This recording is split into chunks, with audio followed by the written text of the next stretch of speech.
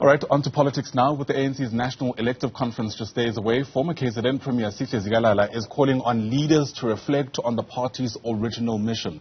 He's urging party members to stop fighting each other and instead focus on serving communities.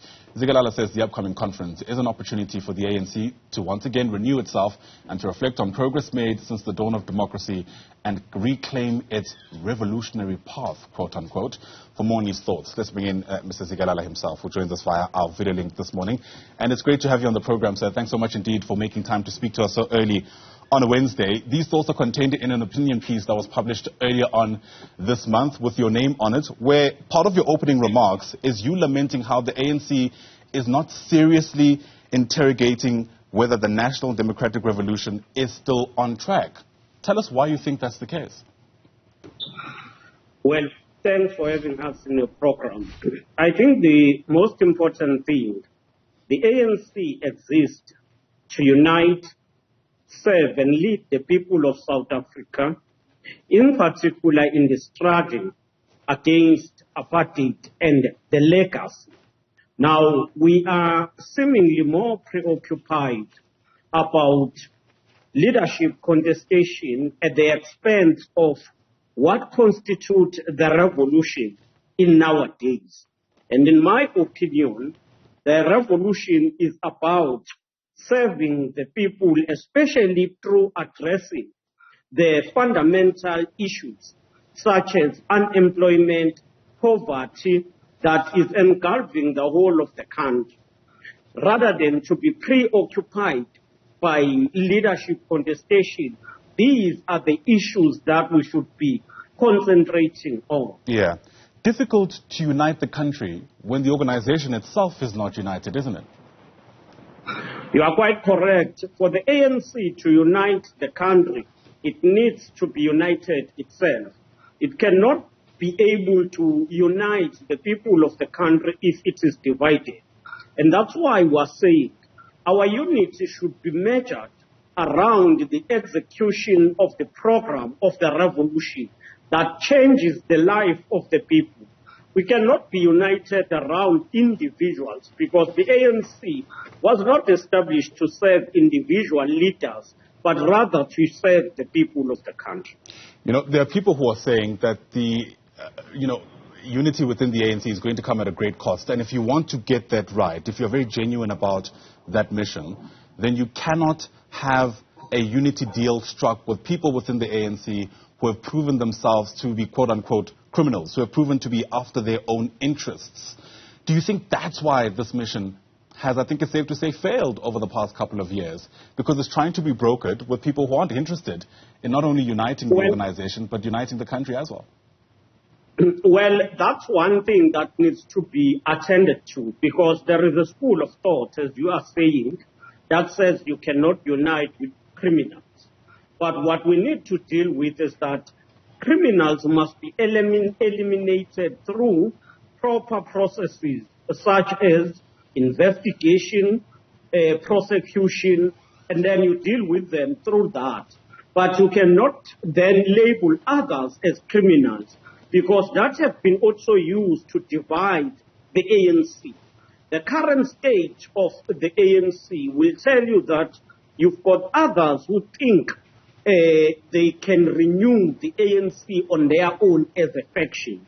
And you've got the other side which accuse others that they are not implementing the radical economic transformation. So both of these views are forming themselves as factions, which then undermines unity in the organization. Yeah, it's interesting to listen to you. You talk as if you're speaking from outside the organization. But I wonder to what extent you agree with those people who believe that there are still criminals within the ANC who are actively derailing the mission you speak of.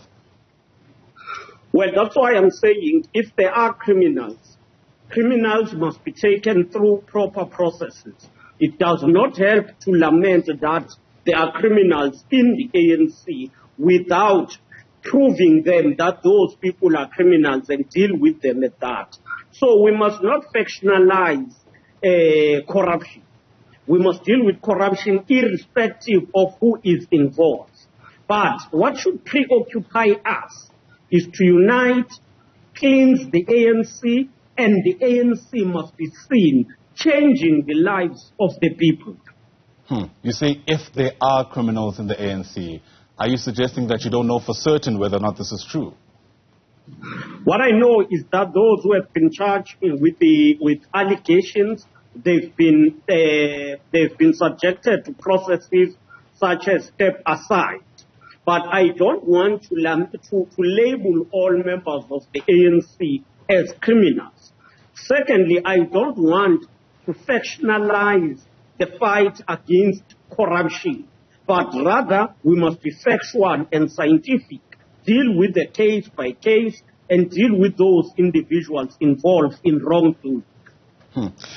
Part of what you outline in what you've written is that the policy that we're going to see unfold next week has three main objectives. One of them is to evaluate how far the party has come in implementing the resolutions from the previous conference. The other is to contemplate any new policy interventions. And the third objective, of course, is to elect the leadership of the ANC. I think anybody will admit that the third has definitely overshadowed the other two, at least in the last couple of months. I wonder what you reckon that says about the caliber of ANC members.